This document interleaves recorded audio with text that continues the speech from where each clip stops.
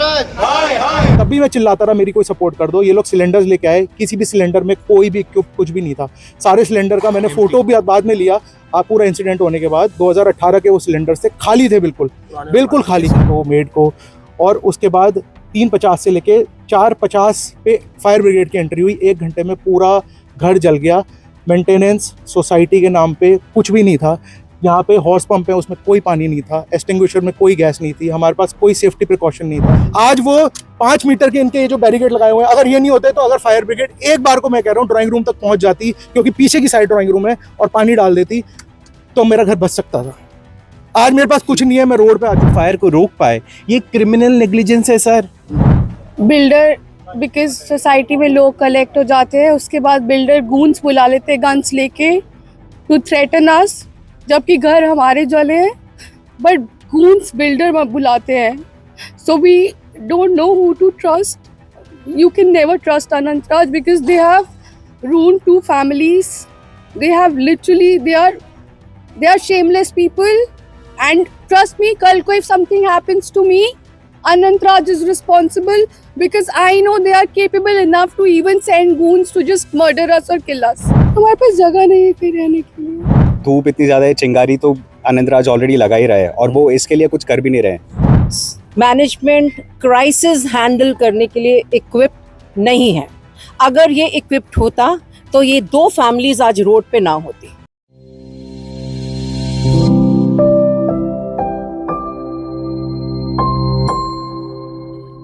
गुरुग्राम में अनंतराज बिल्डर ने लोगों को घर में नहीं बल्कि आग के गोले में बसा दिया। ये हम नहीं बल्कि खुद अनंतराज बिल्डर के घर खरीदार कहते हुए नजर आ रहे हैं। नमस्कार, मैं हूं नीरज अंबावता और आप सभी का स्वागत करता हूं स्टेट न्यूज पर। स्टेट न्यूज पहला ऐसा वेब न्यूज चैनल है जहां सिर्फ रियल एस्टेट सेक्टर से जुड़ी हुई तमाम खबरें आप तक सीधी और सबसे पहले पहुंचाई जाती है। तो आज की इस खास खबर में हम आपको दिखाएंगे कि कैसे अनंतराज बिल्डर ने जो लोगों को घर दिए थे वो अब आग के गोलों में तब्दील होते हुए नजर आ रहे हैं।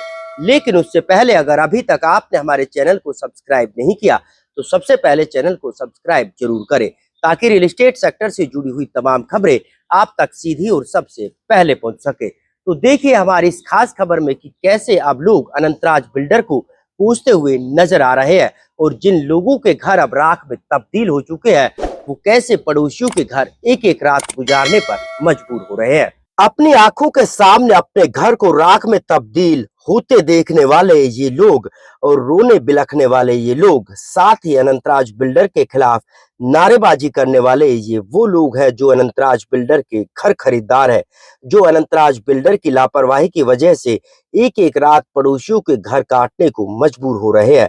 इन लोगों का दोष बस इतना है कि इन्होंने करोड़ों रुपए जिंदगी भर जमा पूंजी को जोड़कर अनंतराज बिल्डर की झोली में डाल दिया था, और वो भी इस भरोसे से कि उन्हें सपनों का घर मिल जाएगा। लेकिन उन्हें घर नहीं बल्कि अनंतराज बिल्डर ने एक ऐसे आग के गोले पर बैठा दिया जिसमें जलकर वो खुद भी घर की तरह खाक हो सकते थे। लेकिन अच्छी किस्मत के चलते इन लोगों ने जैसे तैसे करके अपनी जान तो बचा ली, लेकिन अपने घर को अपनी आंखों के सामने राख होते देखने वाले ये वो बदकिस्मत लोग हैं जो आज बिल्डर को कोसते हुए नजर आ रहे हैं। दरअसल इन लोगों की माने तो गुरुग्राम के सेक्टर 63A में अनंतराज बिल्डर की तरफ से बिल्डर फ्लोर बनाए गए थे, जो कि करोड़ों रुपए में और एक अच्छे सपनों का घर दिखाकर बिल्डर ने लोगों से करोड़ों रुपए ऐंठ लिए। उसके बाद आज इन लोगों को आग के ऐसे गोले पर बिठा दिया जहां हर वक्त जिंदगी और मौत का डर सताता रहता है। सोसाइटी के बाकी रेजिडेंट्स को लगता है कि अंकित सिटी की तरह उनका घर कभी भी आग का गोला बन सकता है, क्योंकि अनंतराज बिल्डर ने जानबूझकर ये इस तरह के घर बनाए थे जो कि कभी भी आग के गोले में तब्दील हो सकते हैं।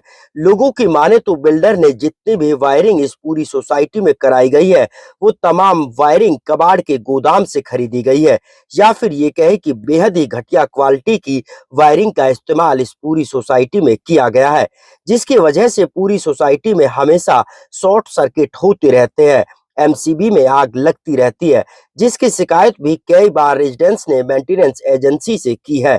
साथ ही मेंटेनेंस के नाम पर सोसाइटी में कोई भी सुविधा नहीं है। इतना ही नहीं, बिल्डर के पास आगजनी से निपटने के लिए कोई ठोस इक्विपमेंट भी नहीं है। जो सिलेंडर यहाँ दिखाने के लिए रखे गए हैं वो भी 2018 में एक्सपायर हो चुके हैं। यहाँ तक कि अगर बात करें कि कोई आगजनी जैसी घटना अगर हो भी जाती है तो वहां तक पहुंचने के लिए फायर ब्रिगेड को गेट तोड़ने पड़ते हैं। यानी पूरी तरह से बिल्डर ने अवैध कब्जा कर रखा है। इतना ही नहीं, बिना रास्ते के लोगों को यहाँ फ्लैट बेच दिए गए। बिल्डर ने फ्लैट बेचते समय 12 मीटर का रास्ता दिखाया था, लेकिन फिलहाल मौके पर 5 मीटर का रास्ता है और यही कारण रहा कि फायर ब्रिगेड की गाड़ी उस फ्लैट तक नहीं पहुंच पाई जहां आग लगी हुई थी। अगर रास्ता 12 मीटर का होता तो इन लोगों का घर राख होने से बच सकता था। अब फायर से निपटने वाले इक्विपमेंट को जरा गौर से देखिए कि कैसे बिल्डर की लापरवाही लोगों की जान को कभी भी ले सकती है और लोगों की जिंदगी पर कभी भी आफत आ सकती है। ये इसको खोल रहे हैं, ये अभी जलने के टाइम की है, जब सारे बैठे हैं, घर पूरा उधर जला हुआ है। यहाँ पर पानी नहीं है इसके अंदर। बेसिक जो फायर चेक्स होते हैं वही कम्प्लीटली नहीं है और ये पहले उठी हुई है चीज़, ऐसा नहीं है पहले नहीं उठी हुई है, ये पहले चीज़ उठी हुई है, बस सिर्फ दिखाने के लिए लगा हुआ है, just to have their everything. कोई पानी नहीं है इसके अंदर किसी भी तरीके का, खाली है, बिल्कुल बिल्कुल खाली, चला ही नहीं आता। जंक लगा हुआ है कि पानी कभी निकला भी नहीं है इसमें सर। तो देखा आपने कि कैसे ना तो यहाँ सुरक्षा है, ना सेफ्टी है और ना ही फायर से निपटने के लिए कोई इक्विपमेंट है। यही कारण है कि आज लोग अनंतराज जैसे बिल्डर पर सवाल उठाते हुए नजर आ रहे हैं और जिन परिवारों के घर जले हैं अब वो एक एक रात एक एक नए पड़ोसी के घर की छत के नीचे काटने पर मजबूर हो रहे हैं। लेकिन बिल्डर को इससे क्या फर्क पड़ता है, उसका काम था लोगों से माल लूटना और अपना उल्लू सीधा कर रफू चक्कर हो जाना। अब लोग जाने, पड़ोसी जाने या फिर उनकी कहानी जाने, बिल्डर की कहानी तो बस इतनी सी थी कि पैसा पैसा, हाय रे ये पैसा, जो उसे पूरी तरह से अब मिल चुका है। मेरा नाम अंकित सेठी है। अंकित जी, क्या हुआ था? मैं 3:30 बजे अपने बच्चे को यहाँ नीचे इसी जहाँ पे हम जगह पे खड़े हैं यहाँ छोड़ के मैं उसको मतलब छोड़ के गया हूँ। मैं अभी इतनी घबराहट में हूँ, आप सोचिए मैं बोल भी नहीं पा रहा हूँ। वो ऊपर गया है, मेरी जो मेड है वो 7 मंथ प्रेग्नेंट है। वो मेरी माताजी और मेरे पिताजी ऊपर थे। मेरी माताजी का फ़ोन आया कि एमसीबी में शॉर्ट सर्किट हो रहा है, जो कि एक बहुत कॉमन सी प्रॉब्लम है जो एवरीडे यहाँ रेजिडेंट्स फेस करते हैं। कभी एसी बस्ट हो रहा है, कभी स्टेबलाइजर बस्ट हो रहा है। तो मुझे डाउट हुआ कि कुछ शायद प्रॉब्लम है। जब मैं ऊपर गया तो मैंने देखा कि एमसीबी में से फायर निकल रही है और मेरी माँ चिल्ला रही है कि आग लग गई, आग लग गई।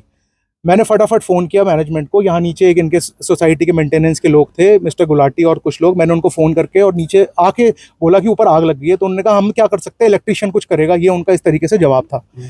इस घबराहट में मुझे लगा कि मुझे कोई सपोर्ट नहीं मिलेगा सोसाइटी से। मैं वापस भागा ऊपर और सबसे पहले मैंने देखा जाके कि एसी में उस एमसीबी फायर के बाद बस्ट हुआ, एसी का कवर उड़ता हुआ डाइनिंग टेबल तक गया, जो कि मेरे बच्चे को लग सकता था।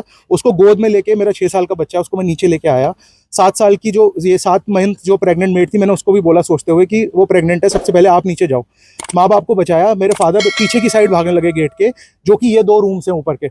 इस 2 रूम्स की तरफ भाग रहे थे क्योंकि दरवाज़ा खोल दें और कहीं कुछ वो ना हो। तब तक नीचे से कोई सपोर्ट नहीं मिला। फिर उन लोगों को, मैं माँ बाप को लेके नीचे आया हूँ और नीचे लाने के बाद तब भी मैं चिल्लाता रहा मेरी कोई सपोर्ट कर दो। ये लोग सिलेंडर्स लेके आए, किसी भी सिलेंडर में कोई भी इक्विप्ड कुछ भी नहीं था। सारे सिलेंडर का मैंने फोटो भी बाद में लिया, पूरा इंसिडेंट होने के बाद। 2018 के वो सिलेंडर से खाली थे, बिल्कुल खाली। फिर सबसे पहले मैंने ऊपर वाले को फ़ोन किया, अपने गोपाल जी को, कि आपके कोई डॉग्स या आपका कोई फैमिली मेम्बर ऊपर तो नहीं फंसा हुआ, क्योंकि ये आग बढ़ती जा रही है। तब तक कोई भी आदमी इनका मेंटेनेंस में से कोई नहीं आया, किसी ने जरूरत भी नहीं की आने की। फिर रोहित सापरा को मैंने बहुत बार फ़ोन किया कि प्लीज़ मेरी हेल्प कर दो, मेरी फैमिली ऊपर जल सकती थी, अभी मेरा सामान ऊपर सारा है, मुझे कुछ नहीं पता क्या करना है, क्योंकि ऐसे सिचुएशन के लिए ऐसा इंसान कोई भी रेडी नहीं रहता। उसके बाद इनकी धीरे धीरे एक करके इलेक्ट्रीशियन आया, उसने फायर एक्सटिंग्विशर खोला, उसमें कोई गैस नहीं थी। फिर वो नीचे आया लेके, दूसरा दे दो, इसमें गैस नहीं है। इनके 4-5 लोग यहाँ नीचे खड़े रहे जो कि ऊपर जाना चाहते थे और इक्विप्ड ही नहीं थे वो किसी चीज से। आग जब लगी कितना समय बीत चुका था, कितना आपका सामान जल चुका था, और बिल्डर की तरफ से क्या कुछ मदद आपको मिल पाई? मैं 3:30 बजे अपने बच्चे को छोड़ा, 3:40 पे आग लगी। 3:50 पे मैंने उन सबको नीचे लेके आया, मैं अपने पेरेंट्स को, मेड को, और उसके बाद 3:50 से लेके 4:50 पे फायर ब्रिगेड की एंट्री हुई। 1 घंटे में पूरा घर जल गया। मेंटेनेंस सोसाइटी के नाम पे कुछ भी नहीं था। यहाँ पे हॉर्स पंप है, उसमें कोई पानी नहीं था, एक्सटिंग्विशर में कोई गैस नहीं थी, हमारे पास कोई सेफ्टी प्रिकॉशन नहीं था। अगर मैं ये कह रहा हूँ, खुदा ना खास्ता ये दिन का टाइम था, मैंने अपने बच्चे और फैमिली को सेव कर लिया। अगर रात को जब हम एसी चला के रात को दरवाजे बंद करके सोते, अगर ये तब हुआ होता, हम कहाँ से कूदते, हम कहाँ से निकलते, हम क्या करते। मेरा कंसर्न अपनी फैमिली को लेकर नहीं है, मेरी फैमिली तो हो ही गई जो मेरे साथ होना था, एक जिसको बुरा होना था, क्योंकि हम लोग रोज देखते हैं कुछ ना कुछ बुरा होना है। बिल्डर की तरफ से क्या कुछ मदद मिल पाई हमारे को आपको? आज तक कोई, अभी तक कोई मदद नहीं मिली। क्या कुछ कहना है बिल्डर की तरफ से आपको? क्या कुछ कहा जा रहा है? कुछ भी नहीं कहा जा रहा, साइलेंस, बिल्कुल साइलेंस है, कुछ भी नहीं कहा जा रहा। मैं आपको एक लेकिन बात और नुकसान बोला, जो है मैं आपका आपको अभी एक तक बात कुछ और नहीं। बोलना चाहता हूँ।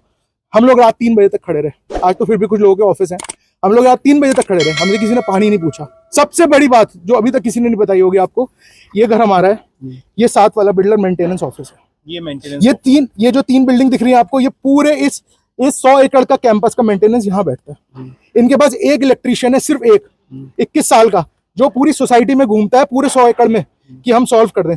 वो बिजली के खंभे से हाथ उसका जला हुआ है, जैसे इंसान को विटिलिगो हो जाता है, सफेद हो जाता है, उसका हाथ इतना सफेद हुआ पड़ा है, वो खुद खंभे पे चिपक चुका है एक बार।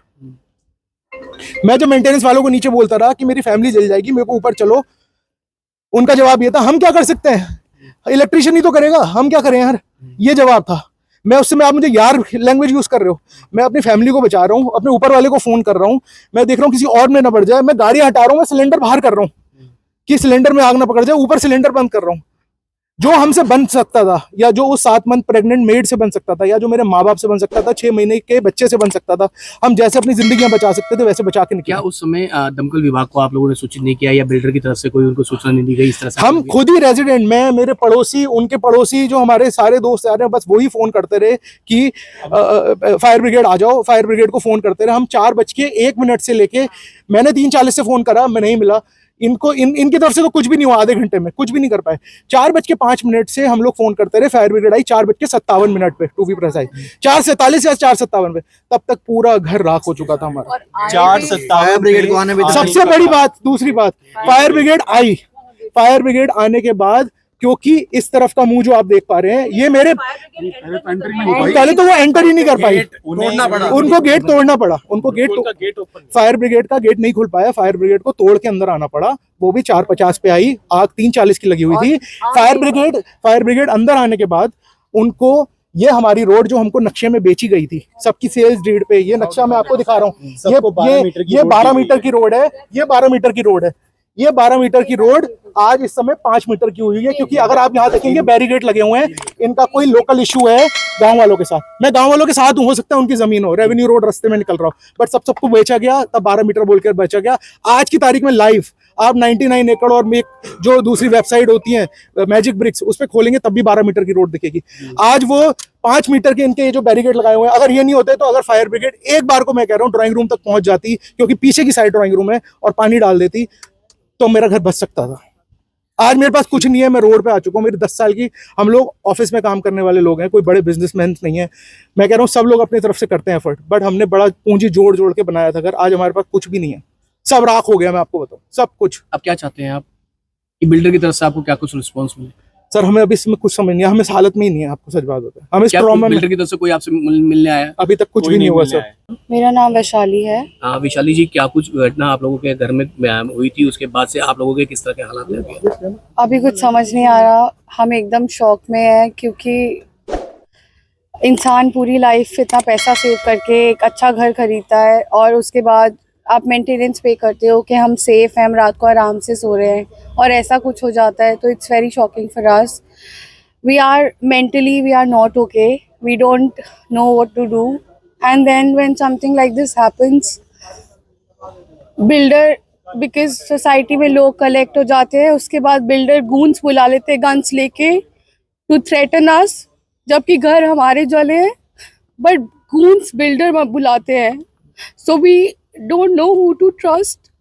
You can never trust Anantraj because they have ruined 2 families. They have literally, they are shameless people, and trust me, kal ko if something happens to me, Anantraj is responsible, because I know they are capable enough to even send goons to just murder us or kill us. कितने का नुकसान आप लोगों का अभी तक हो चुका है?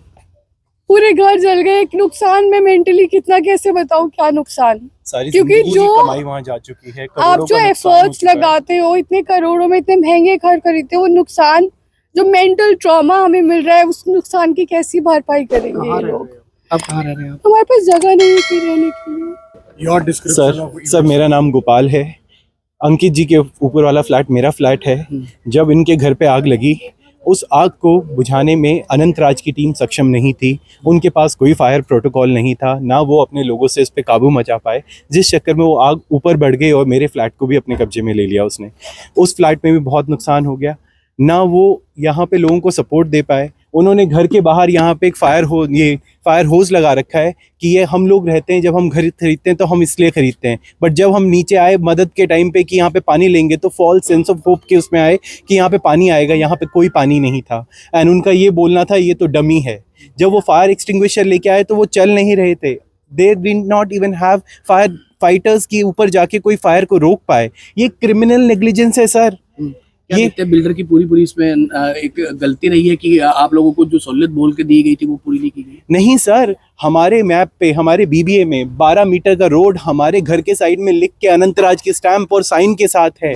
उस रोड को छोटा करके 3 मीटर कर दिया। फायर ब्रिगेड के फाइटर्स यहाँ पे लड़ते रह गए, वो आगे नहीं जा पाए। आगे इस पूरे ना वो एंड तक पहुंच पाए, ना मेरे घर की आग को बुझा पाए। सारी इलेक्ट्रिकल वायर्स इनकी सारी फॉल्टेड थी, जो डेली उस दिन भी यहाँ पे लोग कंप्लेंट कर रहे थे कि इलेक्ट्रिकल फॉल्ट हो रहा है, हम डीजी पे हैं, हमारा एसी नहीं, और आज ये बिल्डिंग खत्म हो गई है सर। नाम राहुल है, मैं यूनिट 41 सेकंड फ्लोर पे रहता हूँ। यहाँ पे हम हर समय इसी चीज़ की कंप्लेन करते रहते हैं कि यहाँ पे इलेक्ट्रिसिटी के बहुत फ्लक्चुएशंस होते हैं। कभी किसी का लोड कम हो रहा है, कभी किसी का लोड ज़्यादा हो रहा है। काफ़ी लोगों के इक्विपमेंट जल चुके हैं, महंगे इक्विपमेंट जल चुके हैं, washing machines, TV, air conditioner. आज सुबह ही मेरे एसी का भी आउटडोर यूनिट वो भी फूक चुका है। बस ये बचा था कि बाकी जितने भी शॉर्ट सर्किट हैं बस वो नहीं हुए, लेकिन मैं कुछ कह नहीं सकता था कि आज हो सकता है हमारे घर में भी वही हाल होता है जो अंकित और वैशाली के घर में हुआ है। कहा जा सकता है कि अभी इसी तरह से आप लोग चिंगारी के ऊपर बैठे हैं और कब आग लग जाएगी आप लोगों को नहीं पता? सर पता नहीं, हम धूप इतनी ज़्यादा है, चिंगारी तो अनंतराज ऑलरेडी लगा ही रहा है और वो इसके लिए कुछ कर भी नहीं रहे हैं। मैं खुद इलेक्ट्रिशियन के पास जाता हूँ, उसको पकड़ के लेकर आता हूँ कि देख वोल्टेज चेक कर। कभी वो बोलता है वोल्टेज कम है, फिर वो ट्रांसफार्मर पे जाता है, वहाँ पे बोलता है कि मैं वोल्टेज बढ़ाता हूँ। सर आप बताने कितना हो रहा है? आप ये सोच रहे हो कि आप ये मैनुअली ट्रांसफार्मर पे जाके वोल्टेज बढ़ा रहे हैं? ये अनंतराज का इतना 100 एकड़ का कंपाउंड है, ये लोग वोल्टेज मेंटेन नहीं कर सकते अपना। कितने लोग यहाँ रह रहे हैं जिनको डर है अभी इस चीज का? कि सर सारे घर में जाके आप देख लीजिए, एक भी ऐसा नहीं बोलेगा जिसको डर नहीं है। हर कोई जिंदगी के साथ खेल रहा है। हाँ जी, टोटल कितने परिवार रह रहे हैं सर? यहाँ पे 120 करीब फ्लैट्स हैं, उसमें से आप 80-85 फैमिलीज लगा लीजिए, 4 लोग पर फैमिली के हिसाब से 300-350 लोग। मैनेजमेंट क्राइसिस हैंडल करने के लिए इक्विप्ड नहीं है। अगर ये इक्विप्ड होता तो ये 2 फैमिलीज आज रोड पे ना होती। Everybody agrees? बिल्कुल। वायरिंग की प्रॉब्लम है। प्लीज आई थिंक आप एक एक करके सीक्वेंस में इनको बताओ। Affected parties should come in the front and tell them everything in order. Come on. इस आगजनी में कोई जानी नुकसान तो नहीं हुआ, लेकिन करोड़ों रुपए का मकान जलकर खाक जरूर हो गया। और इस पूरी आगजनी ने बिल्डर पर भी कई गंभीर सवाल खड़े कर दिए। बहरहाल आपको हमारी ये खबर कैसी लगी कमेंट करके जरूर बताएं। साथ ही चैनल को शेयर और सब्सक्राइब करना ना भूलें, ताकि रियल एस्टेट सेक्टर से जुड़ी हुई तमाम खबरें आप तक सीधी और सबसे पहले पहुंच सके।